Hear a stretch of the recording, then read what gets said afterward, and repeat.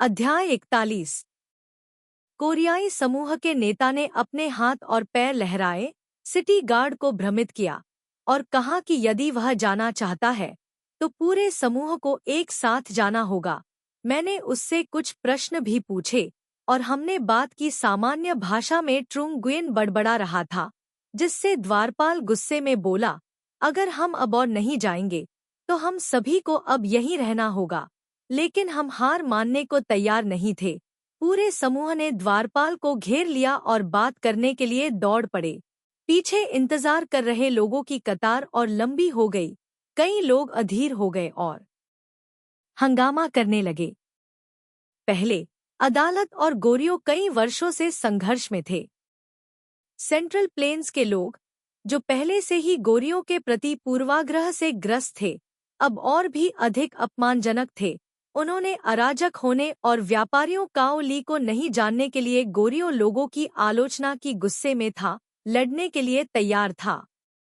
Lieutenant ने तनावपूर्ण स्थिति देखी और कुछ बड़ा होने का डर था, और यह भी चिंतित था कि गेट को अवरुद्ध करने वाली भीड़ बड़ी होती जा रही थी। इसलिए उसने जल्दी से अपना हाथ लहराया। आप दोनों, काओ ली। जैसे ही वे सामने आते हैं, उन्हें शहर छोड़ने की अनुमति नहीं होती है, लेकिन बाकियों को जल्दी से बाहर निकाल देना चाहिए।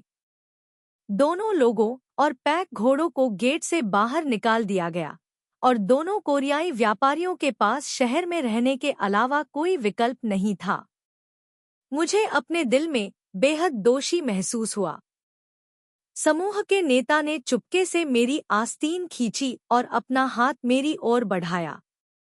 इससे पहले कि मैं कुछ समझ पाता, वह पहले से ही अपनी दाढ़ी घुमा रहा था, मुस्कुरा रहा था और बड़बड़ाते हुए सेंट्रल हाईलैंड्स में बोल रहा था, मुझे पैसे दो। मैं दंग रह गया। मीला ने तुम्हें पैसे नहीं दिए क्या? उसने कोरियाई समूह का नेता चालाकी से मुस्कुराया। आप दोनों, शहर में अधिक पैसा। मुझे याद आया कि एक ही समूह के दो लोगों को गढ़ में रखा जा रहा था, इसलिए मैंने एडू को उसे सोने की पत्ती का एक टुकड़ा देने का आदेश दिया। उसी क्षण से, जैसे ही कोरियाई व्यक्ति ने सोना देखा, मुझे अपनी उदारता पर पछतावा हुआ। उसकी आंखें तुरंत खुल गईं। रास्ते भर वह आदमी पैसे मांगने के लिए बहाने ढूंढता रहा। हमें खाने के लिए भुगतान करना पड़ा, हमें मोटल में रहने के लिए भुगतान करना पड़ा। पूरे दिन जब भी हम अपना मुंह खोलते, हम चिल्लाते। हालांकि मेरी बुद्धि औसत दर्जे की है।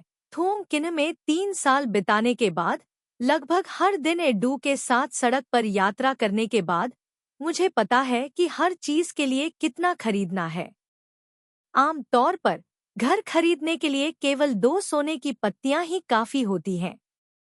उन कोरियाई लोगों को खाने के लिए केवल एक बार भोजन की आवश्यकता होती है, लेकिन वे अभी भी मुझसे एक सोने की पत्ती मांगते हैं, जैसे कि वे मुझे पानी की तरह पैसा खर्च करने वाला व्यक्ति मानते हों।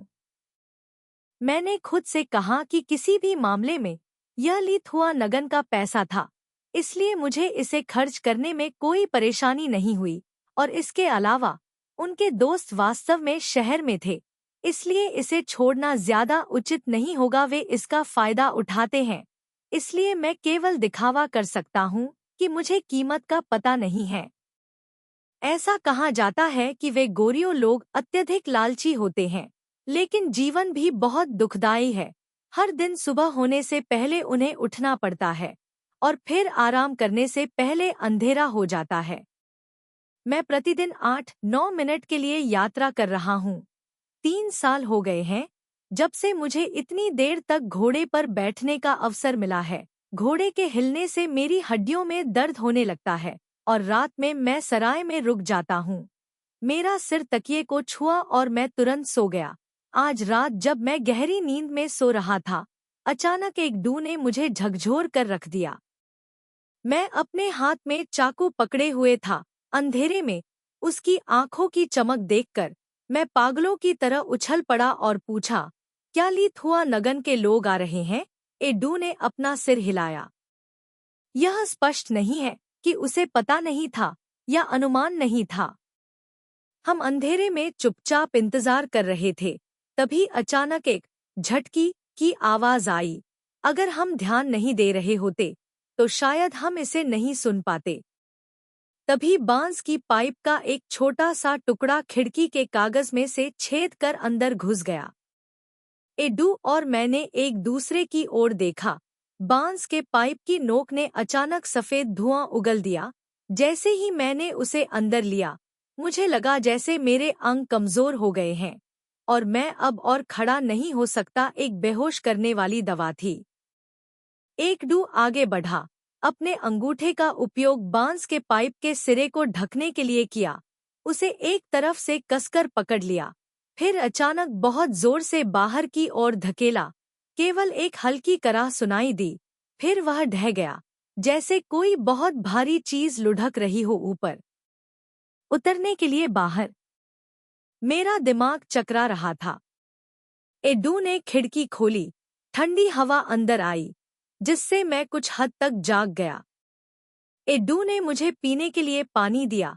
तभी मुझे संवेदनाहारी प्रभाव का एहसास हुआ। एकडू ने दरवाजा खोला और दालान में एक आदमी फैला हुआ पड़ा था। वह कोरियाई समूह का नेता था। उसके एक्यूपंक्चर बिंदु पर एक बांस की नली चुभी हुई थी। अब उसका मुंह हिल गया और वह अकड़ गया। शांत बैठे रहे। एकडू ने चाकू पकड़ लिया और उसे अपनी गर्दन पर बांध लिया। फिर मेरी ओर देखा। मुझे डर था कि अंदर कोई छिपी हुई भावना है, इसलिए मैंने एडू से कहा, उसे यहाँ खींचें, फिर पहले उससे पूछताछ करें। एकडू ने उसे अंदर खींच लिया, फिर पहले की तरह दरवाजा बंद कर दिया। मैंने उसे लात मारी और पूछा, तुम कौन हो? वह आदमी अभी भी जिद्दी था। यदि तुम मारना चाहते हो तो उसे मार डालो। यह बड़ा आदमी दुनिया भर में घूमता है और पहले ही गलती कर चुका है, तो पूछने की जहमत क्यों उठाई जाए? तो उस प्रकार का व्यक्ति जो दूसरों को नशीला पदार्थ देने के लिए निम्न स्तरीय तरीकों का उपयोग करता है, उसे भी एक महान व्यक्ति कहा जाता है। उसका चेहरा निर्लज्ज था, न जाने कैसी शर्म थी। उसने अपना गला साफ किया और कहा, लाभ के लिए मैं कुछ भी नहीं रोकूंगा। मैंने कहा, अब आप निश्चित रूप से घाटे में हैं। वह अभी भी कुछ कहना चाहता था, लेकिन एडू ने उसकी जांघ पर हल्का सा कट लगा दिया और तुरंत खून बह निकला। वह खून से लथपथ स्वर की तरह दहाड़ने लगा और उसने जो कुछ भी पूछा वह सब उगल दिया। यह पता चला कि इस कोरियाई व्यक्ति ने देखा कि मैं उदार हो रहा हूँ। वह लाल आंखें चाहता था, इसलिए उसके मन में लोगों को मारने और लूटने का विचार आया। वह जैसे ही मुझे और एडू को अप्रत्याशित रूप से नशीली दवा देने वाला था, थोड़ा धुआं उड़ाया, उस पर ए द्वारा हमला किया गया। पंचर कोण विपरीत है। बिंदु एक्यूपंक्चर बिंदु से टकराता है। यह व्यापारियों के भेष में चोरों का एक गिरोह निकला। मैंने उसे फिर लात मारी। जल्दी बोलो, तुमने कितने लोगों को नुकसान पहुंचाया है? उसकी आंखों से आंसू और थूथन बहने लगे। उसने अपनी जान की भीख मांगी। उसने कहा कि वह वास्तव में एक सच्चा व्यापारी था, लेकिन वह अचानक लालची हो गया था, इसलिए उसने ऐसा बेतुका काम किया। लेकिन उसने पहले कभी किसी को नुकसान नहीं पहुंचाया और परिवार में 70 साल की माँ और 3 साल का बच्चा भी है। क्या इंसान का लालच हमेशा इतना अतृप्त होता है?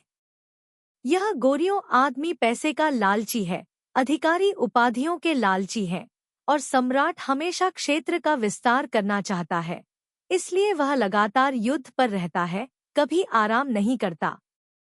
मुझे अचानक लीत हुआ कि याद आती है नगन, जब वह अभी भी एक छोटा राजकुमार था। आज वह जहाँ है वहाँ पहुँचने के लिए अंततः उसे हर कदम उठाना पड़ा। उनके पिता ने उन्हें लुभाने के लिए सिंहासन का उपयोग किया था, इसलिए वह आज तक चलते रहे। लेकिन वास्तव में मुझे केवल एक व्यक्ति की आवश्यकता है। हम ताई लुओंग में रहते हैं, भेड़ चराते हैं और घोड़ों को एक साथ बाहर निकालते हैं। इच्छा बस इतनी ही सरल थी, लेकिन इसे हासिल करने का कोई रास्ता नहीं था। एडू ने धीरे से काओ ली के सिर पर चाकू की नोक मारी। उसका सिर हिल गया और वह बेहोश हो गया। एडू और मैंने उसे मेज के नीचे बांध दिया और उसका मुंह बंद कर दिया। एक डू ने इशारे से मुझसे पूछा कि क्या मुझे उसे खत्म कर देना चाहिए। मैंने अपना सिर हिलाया। जब यह आदमी जाग गया तो उसने अधिकारियों को रिपोर्ट करने की हिम्मत नहीं की। आखिरकार पहले तो उसने लोगों को मारने और लूटने की साजिश रची थी। बस उसे यहीं बांध दो, हम अब उसके रास्ते पर नहीं चल सकते। अब पश्चिम की ओर मुड़ने का समय आ गया है। हमें अपने निशान उजागर होने का डर था, इसलिए सुबह होने से पहले ही हम तुरंत सराय से निकल गए। दोपहर में सूरज उगने से पहले घोड़ा कुछ देर के लिए चला। वह घोड़ा बाजार में रुका, एक गाड़ी में बदल गया।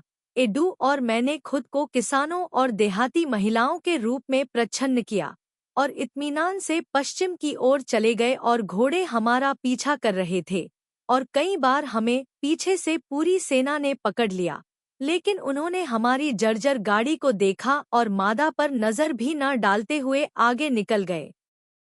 हर बार जब हम किसी शहर से गुजरते थे तो स्थिति पर नियंत्रण और भी सख्त हो जाता था, लेकिन कई बार ऐसा भी होता था जब एडू और मैं शहर में प्रवेश ही नहीं करते थे, बल्कि एक छोटे से देश की सड़क से होकर चलते थे।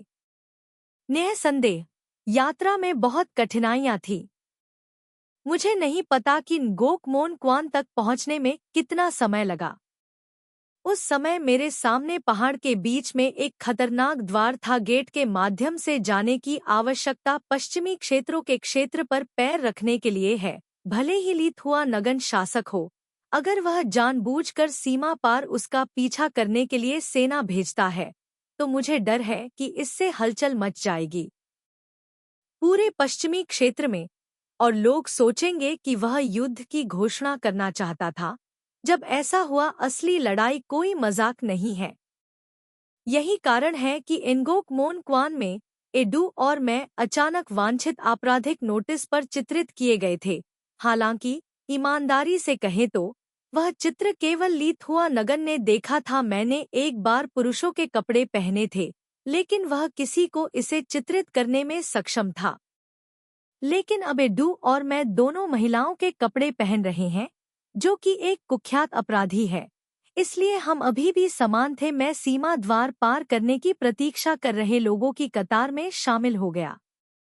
हालांकि उन दोनों के पास यात्रा दस्तावेज नहीं है, इसलिए अब मुश्किल समस्या यह है कि इससे कैसे निपटा जाए। मैं बहुत घबराया हुआ नहीं हूँ। मेरे हाथ में बहुत सारा सोना और चांदी है, साथ ही एडू का उच्च मार्शल आर्ट कौशल भी है। सच है, अगर कुछ गलत होता है तो आइए बस एक बार लड़े, और अगर हम जीत नहीं पाए तो हम रिश्वत देंगे। और मुझे उम्मीद नहीं थी कि हम इस बार जीत नहीं पाएंगे, और ऐसा नहीं है रिश्वत देने का दूसरा तरीका। मैंने जनरल की ओर देखा, यह दर्रे पर पहरा दे रहा था। लिथुआ नगन वास्तव में चालाक है। मैंने उससे बचने के लिए दुनिया भर में चक्कर लगाया, लेकिन फिर भी मुझे ताई लुओंग तक वापस जाने के लिए ngok mon क्वान से गुजरना पड़ा। अब उसने बुई चू को ngok mon क्वान के दरवाजे के बीच में खड़े होने का आदेश दिया। इस तरह से प्रत्येक व्यक्ति की जांच की, चाहे एडू के मार्शल आर्ट कौशल कितने भी प्रतिभाशाली क्यों न हों। जब वे वास्तव में लड़ते थे तो वे निश्चित रूप से बेहद चौंक जाते थे। सेना यहाँ तैनात थी पूरे वर्ष।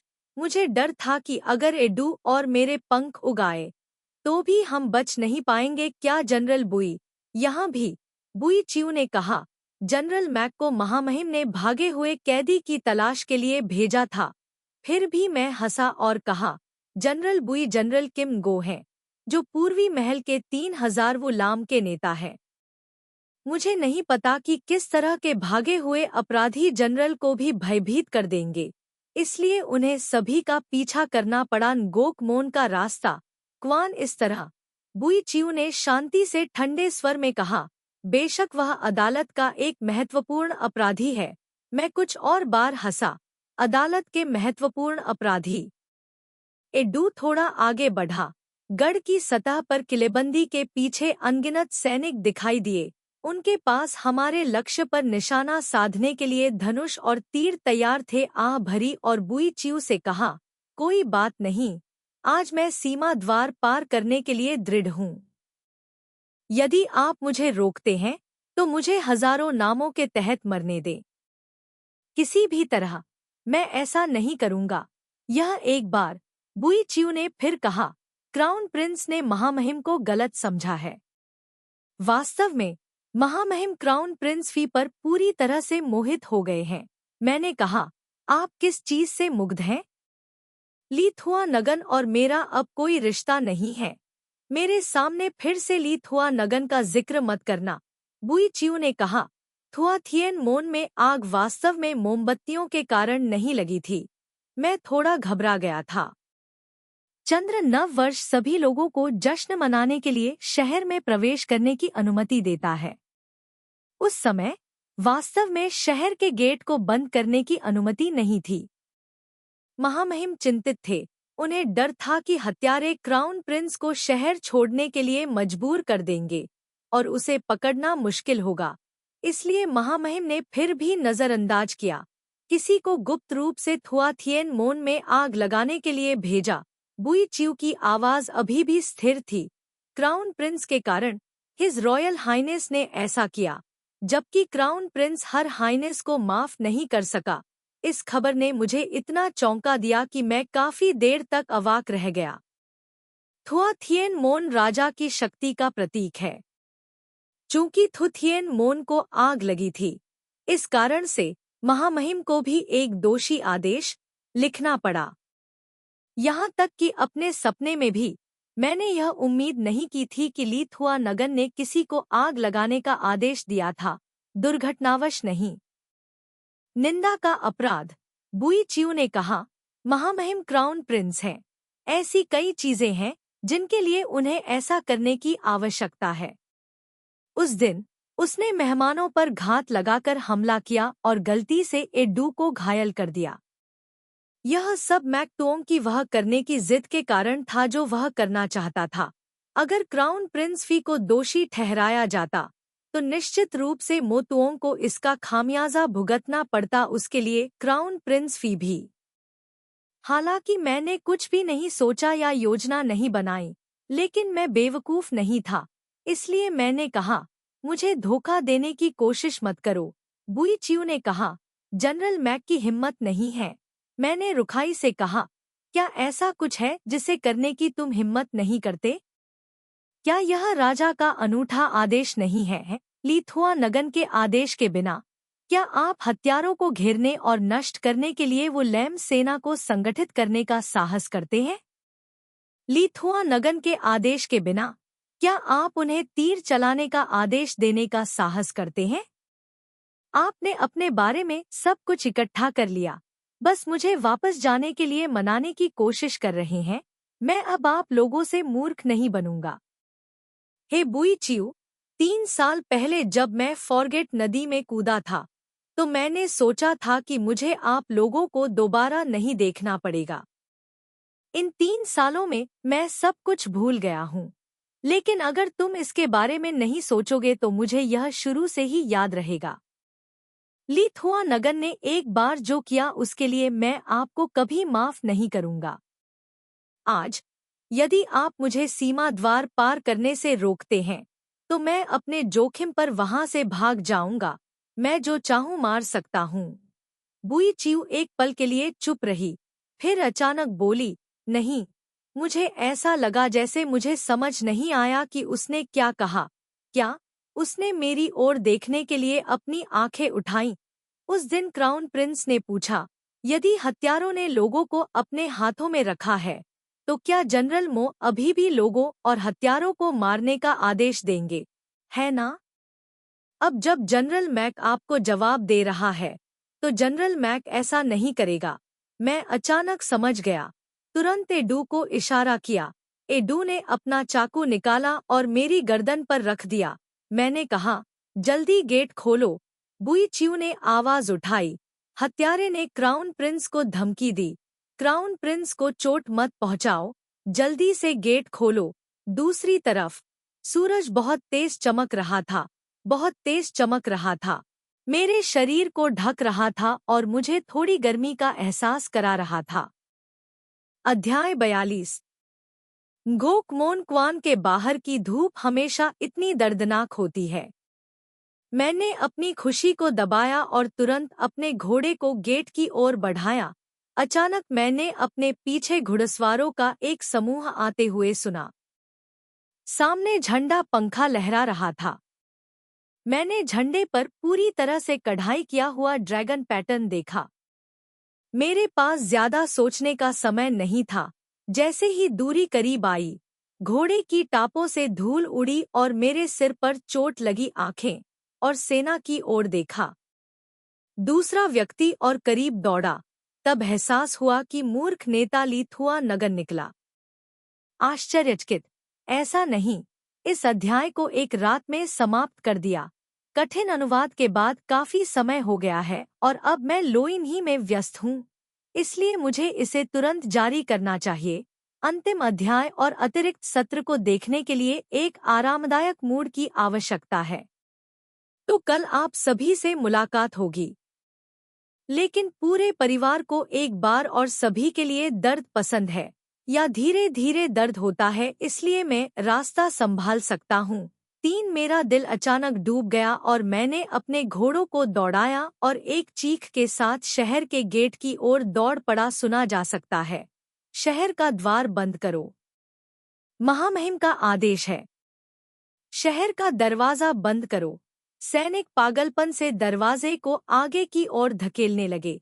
शहर के दरवाजे को बंद करने की कोशिश करने लगे। भारी दरवाजा उनकी आंखों के ठीक सामने था। अंदर से आने वाली रोशनी और अधिक तीव्र हो गई।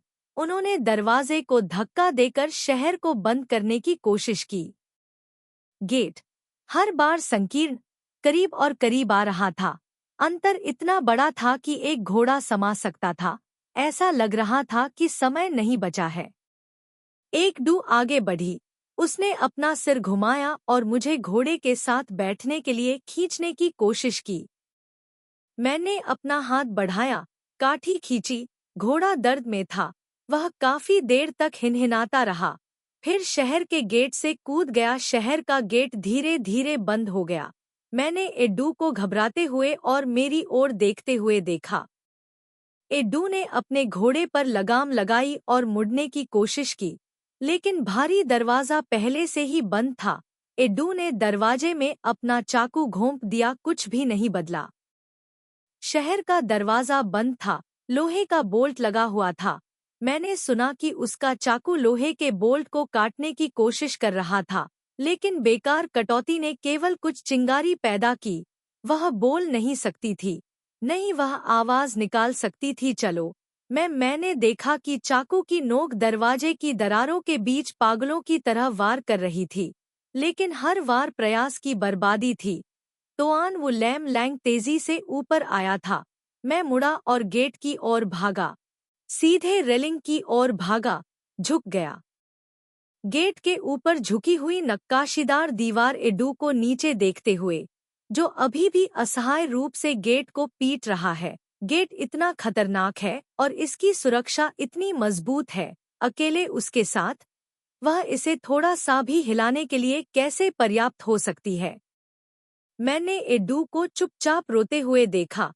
अचानक एचएसी दैट को याद करते हुए उसने मुझे एड्डू को सौंपा, ठीक वैसे ही जैसे उसने मुझे एड्डू को सौंपा था। अगर यह मेरे लिए नहीं होता तो एड्डू शायद अब और जीना नहीं चाहता, और नहीं मैं। अगर मैंने एड्डू को खो दिया होता तो मैं बहुत पहले ही मर चुका होता। एड्डू 1000 बार है मैं जितना असहाय हूँ, उससे 10,000 गुना अधिक। nguyen थी और ट्रुंग nguyen की घेराबंदी में टुएट क्वेट के 200,000 लोग मारे गए। असहनीय नफरत अभी भी मौजूद है, लेकिन मेरी वजह से वह 3 साल तक ट्रुंग nguyen में रही। आजकल एकमात्र व्यक्ति जो मुझे दोषी लगता है वह है एवुलैम। सेना ईमानदारी से आ रही थी। ली थुआ नगन के चारों ओर बहुत से लोग एकत्र हुए थे जो अभी अभी अपने घोड़े से उतरे थे। उन्होंने मेरे पीछे कदमों की आहट सुनी। इसके विपरीत मैं पूरी तरह से निडर था, वहां चुपचाप खड़ा था। सलीथुआ नगन अभी भी सफेद धुंध में लिपटा हुआ था। वास्तव में मेरे चाकू को बस थोड़ा और गहरा काटने की जरूरत थी। शायद अब वह यहाँ खड़ा नहीं हो पाएगा। वह मेरी ओर चला, लेकिन वह जो भी कदम उठाता है, हर कदम पर मैं भी पीछे हट जाता हूँ। मैं धीरे धीरे पीछे हटता रहा, जब तक कि मैं एक निचली नक्काशीदार दीवार के किनारे तक नहीं पहुँच गया, और मैं और पीछे नहीं हट सका। पछुआ हवा ने मेरी आस्तीनें लहरा दी, ठीक उसी तरह जैसे उस दिन फॉगेट नदी के तट पर थी। मैं चट्टान के किनारे पर खड़ा था। मेरे पैरों के ठीक सामने एक गहरा गड्ढा था। बादल मेरी पीठ पर घूम रहे थे। लीथुआ नगन ने गहरी आंखों से मेरी ओर देखा। क्या ऐसा हो सकता है कि आप इच्छुक नहीं हैं इस तरह मेरी पत्नी बनना? मैं मुस्कुराया, लेकिन जवाब नहीं दिया। उसने पूछा, उस लड़के को टियुनगु में ऐसा क्या अच्छा है? पैर खाली जगह को छू चुके थे। केवल पैर की उंगलियां अभी भी नक्काशीदार दीवार से चिपकी हुई थी। ऐसे झूल रही थी मानो वे किसी भी क्षण गिर जाएंगी। लेकिन लीथुआ नगन की आंखें जटिल पीड़ाओं से भरी हुई थी, जैसे कि वह खुद को रोक रहा हो, लेकिन साथ ही दुख से भी भर गया था। को टियुनगु के बारे में कुछ भी अच्छा नहीं है। मैं आपको कभी नहीं बताऊंगा। लीथुआ नगन अचानक हंस पड़ी। दुर्भाग्य से वह मर चुका है। हाँ, दुर्भाग्य से वह मर चुका है। उसने मुझसे कहा, यदि तुम मेरे साथ घर आओगे तो मैं अतीत का जिक्र नहीं करूंगा, लेकिन तुम्हारे साथ बेहतर व्यवहार करूंगा। भले ही आप अभी भी उस आदमी को टियुनगु को याद करते हो या नहीं, जब तक आप मेरे साथ वापस आते हैं, मैं इस मामले का फिर कभी जिक्र नहीं करूंगा। मैं उसकी ओर मुस्कुराया और कहा, जब तक आप मुझसे एक वादा करते हैं, मैं आपके साथ घर आने को तैयार हूँ। ऐसा लग रहा था जैसे उसके चेहरे पर कोई भाव नहीं था, बस पूछ रहा था, क्या चल रहा है? मैंने कहा, तुम मेरे लिए 100 जुगनू पकड़ो। वह थोड़ा चौंका, फिर उसकी आंखें असमंजस से भर गईं। मैंने देखा कि मेरी आंखें धीरे धीरे बुझ रही हैं, लेकिन फिर भी मुस्कुराया और कहा, नदी का पानी भूल जाता है, प्यार को भूल जाना। जादुई भूलने वाली नदी मुझे 3 साल तक भुला देती है, लेकिन जीवन भर भूलने नहीं देती। मेरे गालों पर आंसू छलक पड़े। मैं मुस्कुराया और कहा, यह बहुत अच्छा होगा अगर मैं भी तुम्हारी तरह भूल सकूं। उसने मेरी ओर शून्य भाव से देखा, मानो शुरू से अंत तक उसे समझ नहीं आया कि मैंने क्या कहा, और मुझे यह भी नहीं पता था कि मेरा चेहरा कैसा दिखता है। वह स्पष्ट रूप से मुस्कुरा रहा था, लेकिन आंसू अभी भी स्वतंत्र रूप से गिर रहे थे। मैंने कहा, इस बार मैं सचमुच तुम्हें भूल जाऊंगा। मैं घूमा, आकाश में उड़ते पक्षी की तरह, फूलों के झुरमुट पर उतरती तितली की तरह। जरा सी भी हिचकिचाहट के बिना मैंने हाथ बढ़ाया और नीचे कूद गया। मुझे पता था कि यह जगह भूली हुई नदी नहीं थी। वहां नीचे अनगिनत दांतेदार चट्टानें थीं। एक बार जब वे गिरे, तो मैंने कई चीखें सुनी। लीथुआ नगन आगे बढ़े, मुझे पकड़ने के लिए उसने अपनी बेल्ट निकाली। सब कुछ 3 साल पहले के दृश्य को दोहराता हुआ प्रतीत हो रहा है। उसका पूरा शरीर हवा में लटका हुआ था, लेकिन वह मेरे पीछे दौड़ा, इसलिए उसका पूरा शरीर दीवार के किनारे पर लड़खड़ा रहा था। एक हाथ ईंट की दीवार से चिपक गया, दूसरे हाथ ने मुझे खींच लिया। उसके हाथ पर नीली नसों के निशान थे। ऐसा लग रहा था जैसे उसकी गर्दन में घाव फटने के कारण खून बह रहा हो, लेकिन उसने जाने न देने की ठान ली थी। यहाँ तक कि चिल्लाते हुए कहा, कहाँ क्या आप? मुझे पता था कि एक बार वो लैम क्वान उसकी मदद करने के लिए आगे बढ़ा, तो मेरे पास कोई मौका नहीं होगा। मैंने अपना हाथ बढ़ाया, उसकी आंखों के पास से गुजरा और वह जोर से चिल्लाया, नहीं। मैंने बेल्ट काट दी। हवा में पतली रेशम की पट्टी 2 टुकड़ों में टूट गई। मैं उज्ज्वल रूप से मुस्कुराया, उसके लिए एक आखिरी मुस्कान, मुझे तुम्हें भूलना होगा, सह टियुनगु। मैंने उन आंखों में सदमे की झलक देखी। उसकी गर्दन से अभी भी खून बह रहा था। ऐसा लग रहा था जैसे उसके पूरे शरीर पर अभी अभी गंभीर चोट लगी हो और अचानक वह थोड़ा पीछे झुक गया। मैंने देखा कि घाव से खून रिस रहा है और मेरे चेहरे पर आ रहा है। मैं उसे देखकर मुस्कुराया।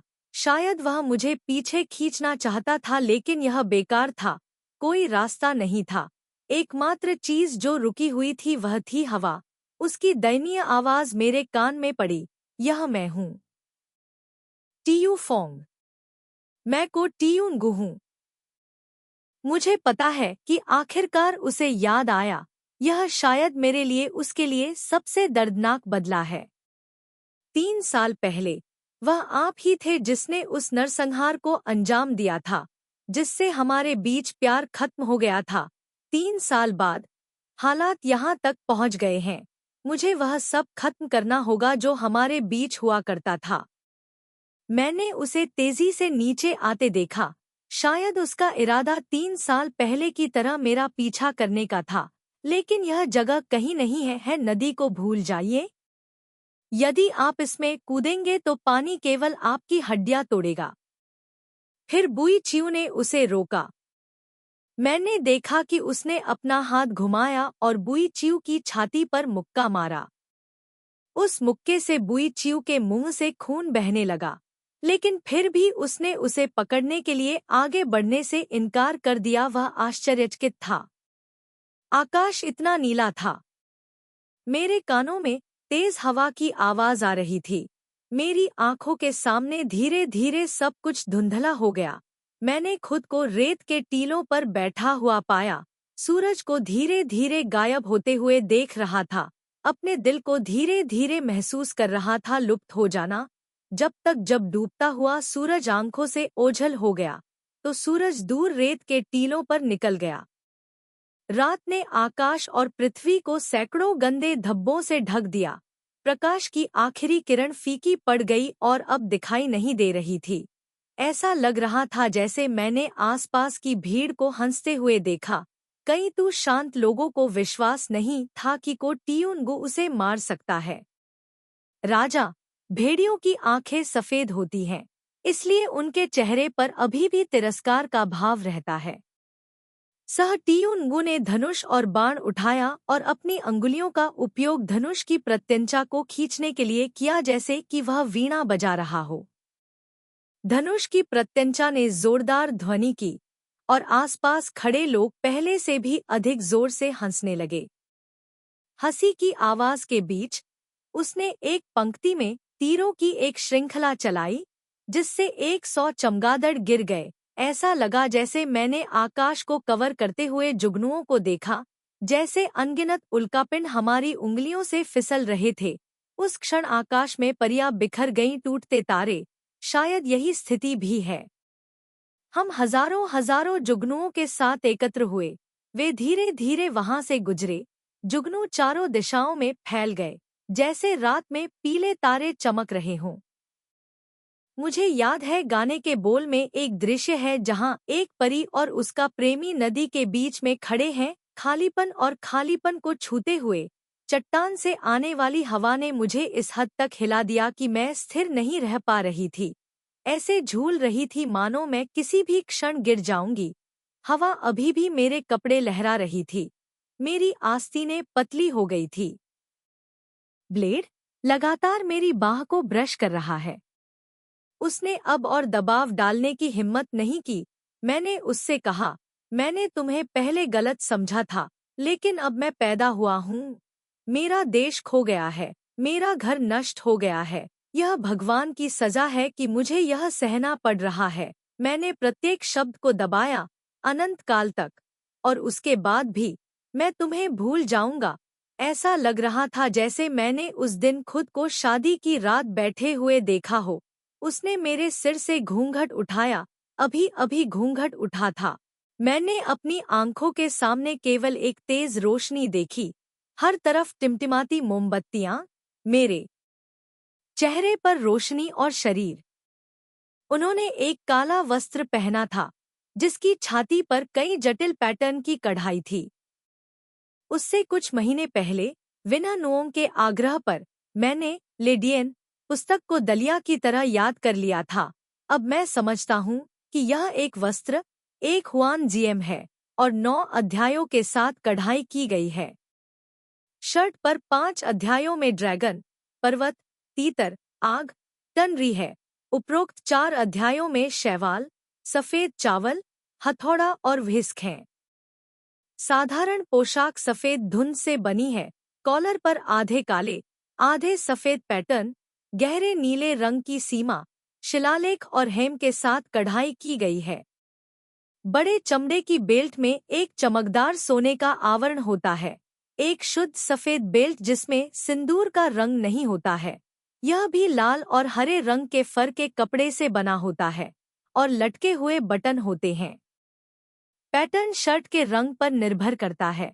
आग और पहाड़ सहित 2 अध्यायों के लिए भी यही बात लागू होती है।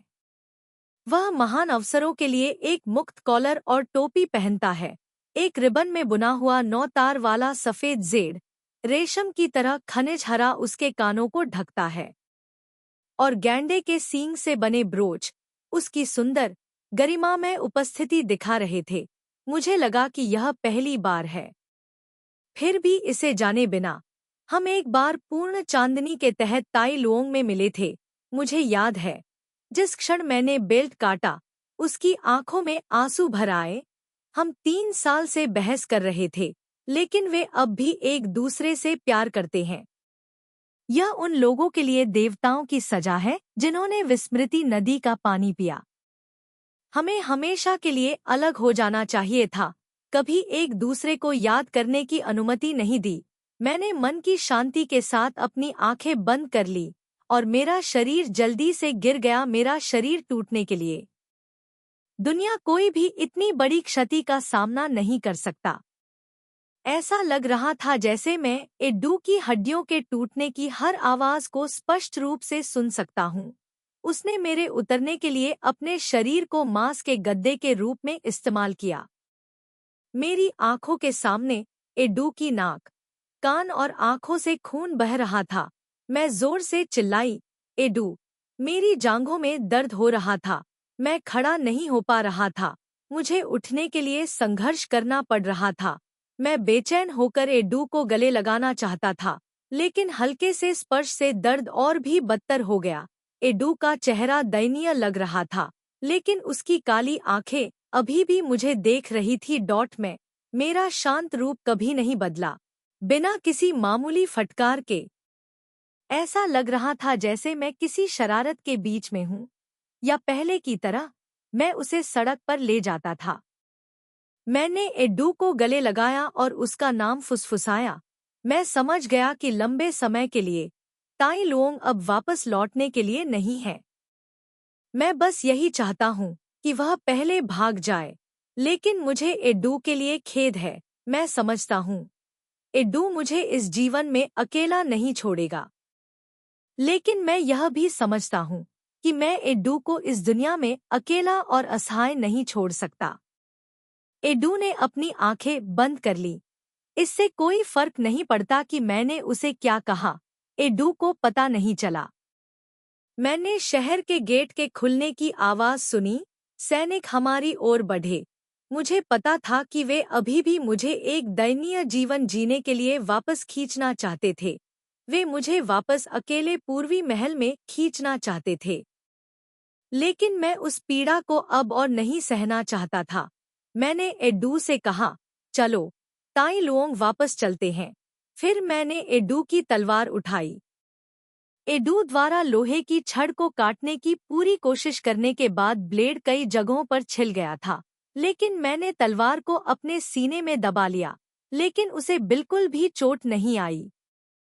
शायद मैंने इस जीवन में सभी दर्द और पीड़ा का अनुभव किया है, इसलिए अब मृत्यु इसके लायक नहीं है। खून बह रहा था।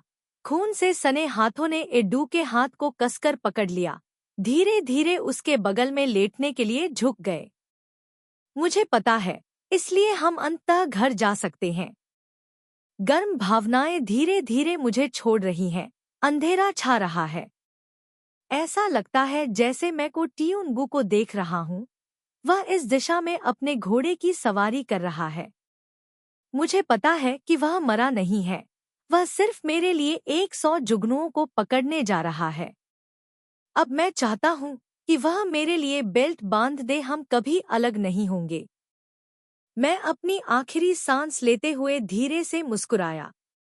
उजाड़ भूमि पर ऐसा लग रहा था जैसे कोई गाना गा रहा हो। रेत के टीलों पर बैठी एक छोटी सी लोमड़ी चांदनी को देख रही है। ओह! पता चला कि वह चांद को नहीं देख रहा था, बल्कि चरवाहे के लौटने का इंतजार कर रहा था। रेत के टीले पर एक छोटी सी लोमड़ी बैठी थी, जो धूप का आनंद ले रही थी। ओह! यह पता चला कि वह धूप में नहीं तप रहा था, बल्कि उस महिला के घोड़े पर सवार होकर गुजरने का इंतजार कर रहा था।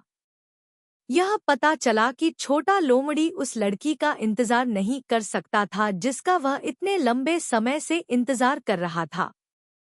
अध्याय 43 साइड स्टोरी। थाई डिच झील अभी भी खिलती है। ए म्यूक! मैंने उसकी आस्तीन खींची, लेकिन अपना पता बदल दिया और धीरे से पुकारा, महामहिम। मुक ने आश्चर्य से मेरी ओर देखा। उन्होंने एक ढीला सफेद वस्त्र पहना हुआ था, जिससे उनकी गहरी आंखें झलक रही थी, और उनकी अभिव्यक्ति में अभी भी मासूमियत के निशान दिख रहे थे। महल के नियमों के अनुसार मैं सीधे तौर पर क्राउन प्रिंस की मां को नाम से नहीं बुला सकता था, लेकिन 7 साल की उम्र से मैंने प्रवेश किया। उस समय म्यूक केवल 5 वर्ष का था, मुझसे थोड़ा छोटा। हम दोनों भाइयों की तरह करीब हैं। मैं बड़ा हूँ, इसलिए मैं हमेशा उसकी रक्षा करता हूँ। जब उसने पाठ याद नहीं किया, तो ग्रैंड डिप्टी की आंखों के ठीक सामने मैंने गुप्त रूप से उसकी मदद की। जब उसे दंडित किया गया, तो मैंने उसकी लिखावट की भी नकल की, फिर बिना उजागर हुए उसके लिए पुस्तकों का एक मोटा ढेर तैयार किया। हमने शाही बगीचे में एक साथ गोफन मारे, एक साथ झींगुर लड़े, पेड़ों पर चढ़े, कुछ सख्त दिखने वाली दरबारी महिलाओं को छेड़ा, और हम धीरे धीरे बड़े हुए। लेकिन मुझे पता है, जब भी कोई दुखद बात हुई, हमारे बीच की दोस्ती कभी नहीं बदली। एक म्यूक मुझे बताएगा। जहाँ तक मेरी बात है, मैं हमेशा उसे तरीकों के बारे में सोचने में मदद करता हूँ। म्यूक की परेशानियां बहुत हैं। महामहिम के पास केवल वह ही बेटा है। जाहिर है कि उसे भी बहुत उम्मीदें हैं। हालांकि एक बुद्धिमान सम्राट के सामने खड़े होकर, चाहे वे कोई भी हों, वे बहुत महत्वहीन महसूस करते हैं। एक मुख ने एक बार मुझसे पूछा, पिता सम्राट की तरह बनने के लिए मुझे क्या करना होगा? मुझे नहीं पता कि मैं कैसे उत्तर दूं। महामहिम सैन्य प्रतिभा वाले एक सम्राट हैं, जिन्होंने पश्चिमी क्षेत्रों पर विजय प्राप्त की है, नाम डी को शांत किया है, अनगिनत बड़े और छोटे गढ़ों को हराया है, और अनंत काल के लिए एक स्थायी विरासत का निर्माण किया है। इस राजवंश के पहाड़ और नदी के नक्शे के सामने खड़े होकर लोग अपने उबलते उत्साह को मुश्किल से रोक पाते हैं। देश के निर्माण के 100 वर्षों में अब तक हमारा शाही क्षेत्र इतना बड़ा कभी नहीं रहा। हर साल श्रद्धांजलि वर्ष के दौरान देश भर से जागीरदार अपनी अधीनता दिखाने के लिए श्रद्धांजलि अर्पित करने के लिए आते हैं। मैंने एक बार अपने पिता का अनुसरण किया और थुआ थिएन मोन को महामहिम की सेवा दी। सभी लोगों को लंबे समय तक जीवित रहने के नारे सुने। पूरे 9 शहरों में ध्वनि गूंज उठी, यहाँ तक कि हम जैसे छोटे बच्चों को भी स्वर्ग और पृथ्वी कांपते हुए महसूस हुआ। हवा में खून उबल रहा था। फिर भी महामहिम ने मुस्कुराने की भी जहमत नहीं उठाई। आम लोग वहीं खड़े रहे, और कुछ ही समय बाद उन्होंने नौकर को पर्दा नीचे करने और दूर ताई पैलेस में चलने का आदेश दिया। ऐसा लगता है कि इस जीवन में सभी अतुलनीय समृद्धि उस ठंडे और घमंडी सम्राट की नज़र में बादलों और धुएं से ज्यादा कुछ नहीं है। मेरे लिए म्यूक के लिए महामहिम की दयनीय भावना से बचना मुश्किल है। तीरंदाजी और घोड़े दोनों में कुशल है। हमारे राजवंश ने महान बच्चों की पीढ़ियों को शिक्षित करने की प्रक्रिया में घुड़सवारी और तीरंदाजी एक परिचयात्मक विषय है। मार्शल आर्ट संस्कृति को फिर से मेरे पिता ने दिखाया। कहा, मेरे साथियों के बीच मेरी मार्शल आर्ट काफी अच्छी मानी जाती है। फिर भी जब मैं महामहिम के साथ प्रतिस्पर्धा करता हूँ तो मैं अभी भी बहुत पीछे हूँ। मैंने महामहिम की बहादुरी देखी है। उस दिन मैं और लोगों का सेवक म्यूक पैदल चल रहे थे। शाही बगीचे में युवा पक्षियों का एक जोड़ा चहचहा रहा था और शाखाओं पर गा रहा था। महामहिम ने म्यूक के हाथ में गुलेल पकड़ी, एक सुनहरी गोली उठाई और पक्षियों के दूसरे जोड़े को मार गिराया। दो निगलों को मारने वाला तथाकथित एक तीर शायद यही है। सिर्फ एक गोली और दो पक्षियों के सिर को टुकड़े टुकड़े कर दिया गया। हड्डियों और मांस को लगभग बारीक पाउडर के बिंदु तक कुचल दिया गया। कोई देख सकता था कि तीर का बल शॉट अविश्वसनीय रूप से मजबूत था। जिया को वे चीजें पसंद नहीं थी जो जोड़े में थी। जब महल में थाई डिच झील तिन्हदे कमल के फूलों से खिलती थी तो लोगों ने अनुमान लगाया कि यह एक अच्छा शगुन होगा। हान के कई शिक्षाविद थे लैम जो जन्मस्थान पर काव्यात्मक प्रेम से क्रोधित थे। फिर भी खाम हुआ के दूसरे वर्ष में थाई डिच झील तिन्हदे कमल से खिल गई, लेकिन किसी ने भी महामहिम को इसकी सूचना देने की हिम्मत नहीं की। अंत में वोंग परिवार साहसी हो गया और मामले से पहले किसी को गुप्त रूप से उस कमल की शाखा को काटने का आदेश दिया। शांत रहें। इसके अलावा महामहिम के अजीब स्वभाव के कारण ताई उयेन का निर्माण करते समय यहाँ तक कि साइड मंदिरों की संख्या भी एक विषम संख्या थी। ट्रुंग लीम एक सावधानीपूर्वक और सावधान व्यक्ति थे, लेकिन इस मामले में वह बेहद सावधान थे, साहसपूर्वक। हालांकि संस्कार मंत्रालय भी जानता है कि ऐसा करना शाही परिवार के नियमों का उल्लंघन है। अंत में ताई उयेन सिर्फ शाही परिवार का एक बगीचा है और इसे आधिकारिक महल नहीं माना जा सकता है। इसलिए मेरे पास अपनी आंखें बंद करने के अलावा कोई विकल्प नहीं है और इसे जाने दो। संस्कार मंत्रालय इतना उचित क्यों है? इसका कारण यह है कि पिछले कुछ वर्षों में महामहिम का जिद्दी स्वभाव धीरे धीरे बढ़ा है, लेकिन कोई भी आपको सीधे तौर पर मना करने की हिम्मत नहीं करता है और महामहिम अभी भी बेहद अज्ञानी है। बुद्धिमान प्रतिभाशाली लोगों को चुनते समय अदालत के मामलों को आसानी से हल किया जाएगा। हरम में एक भी उपपत्नी नहीं है जिसे पसंद किया जाता है। महामहिम को सुंदरता में बहुत दिलचस्पी नहीं है। कभी कभी शिकार पार्टियों का आयोजन करते हैं, लेकिन यह वास्तव में मजेदार भी नहीं है। जब ऐसे राजा की बात आती है जो शराब नहीं पीता और उसे ऐसा कुछ भी पसंद नहीं है, तो ऐसा कहा जाता है कि नौकर महामहिम के केवल एक राजकुमार होने से बहुत चिंतित होते हैं। जैसा कि शाही परिवार ने कहा था, यह मामला बहुत दुर्लभ है। निश्चित रूप से दुखी होने से बचने का कोई रास्ता नहीं है। अनगिनत अनुस्मारक आए हैं, जैसे कि अगर महामहिम ने 8, 9, 10 बेटों को जन्म नहीं दिया तो मुझे डर है कि यह मेरी गलती होगी। पूरी दुनिया तो लेकिन महामहिम अभी भी उदासीन बने रहे। खाम हुआ के चौथे वर्ष में अंततः उपपत्नी ली थी की कल्पना की गई।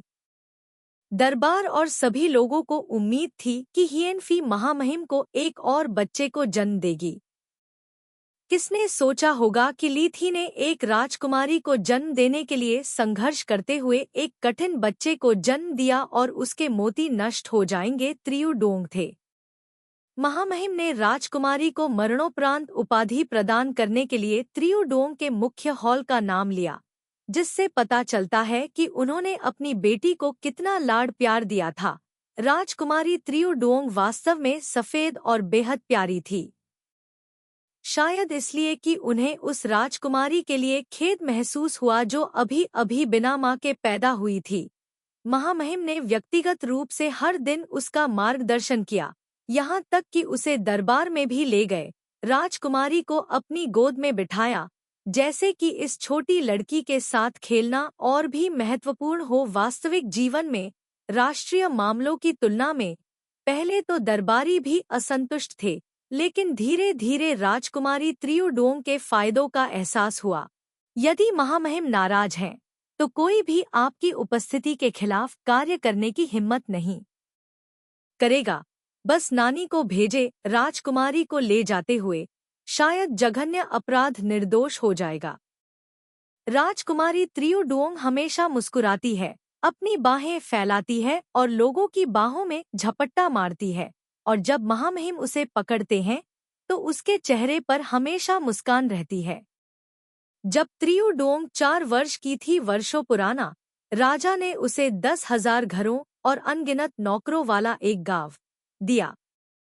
यहाँ तक कि अपनी बेटी के प्रति अपने प्यार के कारण महामहिम ने ली सोन पर एक शाही उद्यान बनाने में कोई कसर नहीं छोड़ी, सिर्फ इसलिए कि राजकुमारी त्रियुडोंग अस्थमा से पीड़ित थी। थाई डॉक्टर ने उन्हें राजकुमारी को अक्सर गर्म झरनों में ले जाने की सलाह दी। वास्तव में एक बस्ती मंदारिनों को दी गई एक भूमि है, जिसमें कई घर और उनके प्रबंधन के तहत भूमि शामिल है। दुनिया में हर कोई जानता है कि महामहिम दुनिया में जिस खजाने को सबसे अधिक महत्व देते हैं, वह त्रियुडोंग है, जो अक्सर मुझे बताता है, ट्रोंगेन, मैं कल नहीं जानता त्रियुडोंग से शादी करने के लिए कौन भाग्यशाली होगा। मैं उसका मतलब समझता हूँ। जो भी त्रियुडोंग से शादी करेगा, उसके हाथों में पूरी दुनिया होगी। त्रियुडोंग अधिक से अधिक सुंदर हो जाएगी, लेकिन अपने बचपन के दौरान और भी अधिक शरारती हो जाएगी। कई दिनों तक इस शाही महल में वह अकेली थी जो लापरवाह जीवन जीती थी। मैं अक्सर उसकी हंसी सुनता था, घंटी की आवाज की तरह, एक गाने वाली चिड़िया की तरह। ऐसा नहीं कि क्या तुम एक चिड़चिड़ी छोटी चिड़िया हो? बड़े होने के बाद से त्रियुडोंग को एम्यूक से चिपकना पसंद है, क्योंकि महामहिम के केवल एक लड़का और एक लड़की है। वे एक दूसरे के एकमात्र जैविक भाई बहन हैं। वह अक्सर पुरुषों के कपड़े पहनती है और हमारे साथ खेलने के लिए महल से बाहर निकलती है। वैसे भी महल में कोई भी उसे रोकने की हिम्मत नहीं करता। हम तीनों अक्सर सड़कों पर जाते थे, चाय पीने के लिए दुकानों में जाते थे, वाडेविल देखते थे, कलाकारों की कहानियां सुनते थे और किताबें पढ़ते थे। वे दिन खुशी, मासूमियत और पवित्रता से भरे हुए थे। अब मुझे अपना पूरा जीवन याद है। सबसे खुशी का समय वह था जब एम्यूक हमारे साथ थे, त्रियुडोंग के साथ। जब त्रियुडोंग का निधन हुआ तो हमारे दिल टूट गए, लेकिन सच कहें तो जिस व्यक्ति को सबसे अधिक कष्ट हुआ, वह सिर्फ एक दिन था। बाल सफेद हो गए और वह महल में अकेला बैठा रहा। त्रियुडोंग चुपचाप और किसी पर ध्यान नहीं दे रहा था। एम्यूक महल के बाहर काफी देर तक घुटनों के बल बैठा रहा, लेकिन महामहिम को डुलैंग में दफनाने के लिए नहीं बुलाया गया। वह स्थान आपके अनुसार बनाया गया है, सम्राट के नियमों के अनुसार। यह भी एक विशाल परियोजना है, इसलिए इसे कभी पूरा नहीं किया गया। अब इसका उपयोग केवल उस छोटी बेटी के लिए दफन स्थान के रूप में किया जाता है जिसे वह प्यार करता है। दरबारियों और लोगों में उथल-पुथल मची रही और लगातार विवाद होते रहे। अंत में महामहिम को मकबरे के सामने की मूर्तियों को हटाने और मंदिर की लंबाई कम करने के लिए मजबूर होना पड़ा। केवल गपशप को शांत करने के लिए अदालत, 100 दिनों का राष्ट्रीय शोक। महामहिम ने त्रियुडोंग को श्रद्धांजलि देने के लिए अनुमत और अनधिकृत दोनों तरीकों से सभी अनुष्ठान लागू किए, लेकिन वास्तव में अदालती मामले केवल 10 दिनों के लिए नहीं रुके, क्योंकि तब से महामहिम थे अब और नहीं फिर से अदालत में गए। सभी स्तरों पर मंदारिनों के पदक हा प्रांत में ट्रुंगथु मोन में ढेर हो गए थे। थाई डिप्टी कई बार एम्यूक को एक छोटी सी सांस लेने से रोक नहीं सके, लेकिन फिर भी एम्यूक ने महल में प्रवेश नहीं किया। महामहिम द्वारा बुलाया गया। मैं जानता हूँ कि एम्यूक बेहद चिंतित है, लेकिन मैं उसे केवल सांत्वना दे सकता हूँ। तब तक प्रतीक्षा करें जब तक महामहिम इस दर्द से उबर न जाएं और सब कुछ ठीक हो जाए। लेकिन महल में हर कोई जानता है कि महामहिम इस दर्द से कभी उबर नहीं पाएंगे। ऐसा लगता है कि महामहिम एक अलग व्यक्ति बन गए हैं। उन्हें अब किसी में या किसी चीज में कोई दिलचस्पी नहीं है। अगर हम कहें कि पहले वह बड़ी महत्वाकांक्षाओं वाला एक ठंडा राजा था, अब वह राजा एक ठंडा और उदास दिल वाला पिता है। उस दौरान उसका स्वास्थ्य दिन ब दिन कमजोर होता जा रहा था, फिर भी वह बहुत गंभीर रूप से बीमार पड़ गया। पश्चिमी लियांग दूतों को बुलाने के लिए लोगों को भेजते रहे। पश्चिमी लियांग शाही राजवंश के तहत सबसे अजीब औपनिवेशिक देश था। देश छोटा था, इसकी शक्ति कमजोर थी और इसे लगातार गिरावट का सामना करना पड़ा। अन्य जागीरदार देशों ने केंद्रीय मैदानों के शिष्टाचार सीखने के नाम पर, लेकिन वास्तव में बंधकों के रूप में थोंग किन में राजकुमारों को भेजने की प्रथा का पालन किया। फिर भी ताई लियांग एकमात्र ऐसे व्यक्ति थे जिनके पास कोई बंधक नहीं था। इतना ही नहीं, ताई लियांग ने अहंकारी और ढीठ रवैया भी दिखाया। अजीब बात यह है कि महामहिम ने ताई लियांग को बहुत सम्मान दिया। उन्होंने पश्चिमी क्षेत्रों पर विजय प्राप्त की और आसपास के देशों को शांत किया, लेकिन केवल ताई लुओंग को अकेला छोड़ दिया। मैंने एक बार महल में बूढ़े लोगों को कुछ बुदबुदाते हुए सुना। उन्होंने कहा कि शायद समस्या का स्रोत रानी एम्यूक थी, और मैं दोनों जानते हैं रानी मिनहडुक जीवन में एक वर्जित नाम है जिसका उल्लेख बिल्कुल नहीं किया जाना चाहिए। रानी मिनहडुक पूर्व में महामहिम के पूर्वी महल की पत्नी थी, जब वह अभी भी क्राउन प्रिंस थी। दुर्भाग्य से गुइन खान के वर्ष में भाग्य कमजोर था। 20वें महामहिम के सिंहासन संभालने से पहले बीमारी के कारण उनका निधन हो गया। ऐसा लगता है कि महामहिम को इस समय पूर्व क्राउन प्रिंस उपपत्नी के प्रति अधिक स्नेह नहीं था। यह खाम हुआ के 9वें वर्ष तक नहीं था कि संस्कार मंत्रालय ने इसे एक बार उठाया था, और फिर उन्होंने अनिच्छा से एक आदेश जारी किया और मरणोपरांत उन्हें नियुक्त किया। सिंहासन। रानी मिनहडक 20 साल हो गए हैं। मरणोपरांत समारोह बहुत विघटनकारी है, क्योंकि रानी मिनहडुक को दिनलैंग में दफनाया गया था। महामहिम ने रानी के नियमों के अनुसार मकबरा बनाने का आदेश जारी नहीं किया था, और यहाँ तक कि उन्होंने ऐसा नहीं कहा था अपनी मृत्यु के बाद वह मरणोपरांत रानी को डू लैंग में दफनाने देंगे। मरणोपरांत महारानी के पहले और बाद में महामहिम कभी भी मृत उपपत्नी की स्मारक सेवा में नहीं आए। अफवाह यह है कि महामहिम को मुख्य पत्नी पसंद नहीं है। अरे, मोटे तौर पर उस वर्ष दोनों देशों के बीच राजनयिक संबंधों के कारण महामहिम को एक विदेशी परिवार की बेटी को सिंहासन पर नियुक्त करने के लिए मजबूर होना पड़ा, जो हमेशा सोचती थी कि यह शाही परिवार के लिए अपमान है। इसलिए इतिहास की किताबों में इस रानी मिनहडक के जीवन का परिचय देने वाली 10 से अधिक शब्दों की केवल एक पंक्ति है। इम्यूक हमेशा उस वर्जना को याद रखती है, क्योंकि एक समय था जब राजकुमारी त्रियुडोंग को नहीं पता था कि उसे कहाँ पाया जाए। हो जातीय परिधानों का एक सेट पहनकर लड़की खुशी खुशी तैयार हुई और महामहिम से मिलने गई। अंत में महामहिम पहले की तरह क्रोधित हो गए। उसने त्रियुडोंग के बगल के सभी नौकरों को पीट पीट कर मार डालने का आदेश दिया। त्रियुडोंग उस समय इतना डरा हुआ था कि लगातार 10 दिनों तक बीमार पड़ गया। जाहिर है महामहिम को भी इसका हमेशा अफसोस रहा। वह राजकुमारी के बिस्तर के पास तब तक रही जब तक कि वह पूरी तरह से ठीक नहीं हो गई। इस वजह से कॉन्सुबिन ट्रान को पदच्युत कर दिया गया, और यह कहा गया कि उसने ही राजकुमारी को हो लोगों की पोशाक पहनने के लिए उकसाया था। कपड़े। जब मैं त्रियुडोंग से मिलने के लिए एम्यूक ले गया तो बूढ़ी नानी ने हमसे फुसफुसाया, महामहिम किसी को रानी मिनहडक की तरह दिखने के बारे में बहुत वर्जित है। उपपत्नी ट्रान ने राजकुमारी को हो लोगों के कपड़े पहनाए, उनका अपराध मृत्यु के योग्य है। एम्यू वास्तव में बहादुर था। उसने नानी से पूछना शुरू किया, तो क्या ए हुआंग मिनहडक क्वीन की तरह है? फुंग हुआंग मूल रूप से त्रियुडोंग की माँ का नाम था। एम्यूक उन्हें ए हुआंग कहकर बुलाती थी। नानी का चेहरा खाली था। उसने अपना सिर जोर से हिलाया और कहा, यह बिल्कुल भी रानी मिनहडक की तरह नहीं दिखती है। राजकुमारी की तरह नहीं है। मुझे भी लग रहा है कि विदेशी कुल की बेटी के समान होना कठिन है। उसकी शक्ल कैसी होगी? नानी ने फिर कहा, महारानी मिन्हडुक की चमकदार गोरी त्वचा, पतला शरीर है, और हालांकि वह कुछ हद तक अतिसक्रिय है, लेकिन उसके पास ट्रुंगुयेन लड़कियों की तरह फूलदार चेहरा नहीं है। इतना कहने के बाद उसने अचानक आह भरी।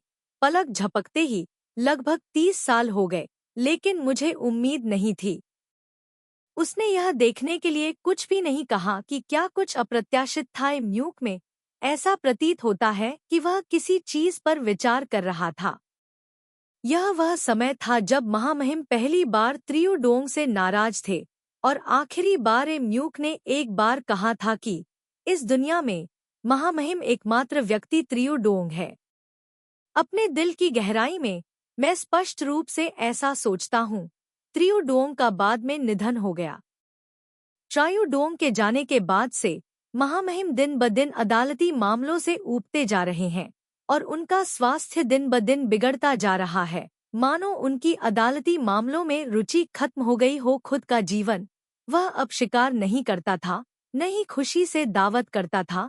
वह अक्सर खुद को महल में बंद कर लेता था, शराब नहीं पीता था और न ही वासना में लिप्त था। लेकिन ऐसा लगता है कि त्रियुडोंग के जाने से उसका स्वास्थ्य धीरे धीरे कमजोर हो गया। अपनी सारी जीवन शक्ति के साथ उसके बाल न केवल सफेद हो गए, बल्कि उसका दिल भी मर गया। मैंने पिछले समय में कभी किसी को इतना दुखी नहीं देखा।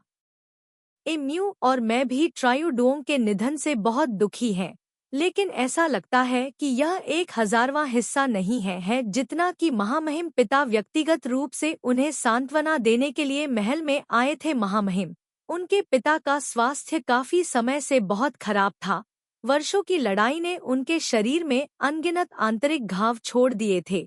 वह अभी भी बिस्तर पर थे और उठ नहीं सकते थे, लेकिन फिर भी उन्होंने महल में आने की जिद की। हस्तक्षेप नहीं ठीक है, इसलिए मुझे पिताजी को महल तक ले जाने के लिए कार लेनी पड़ी।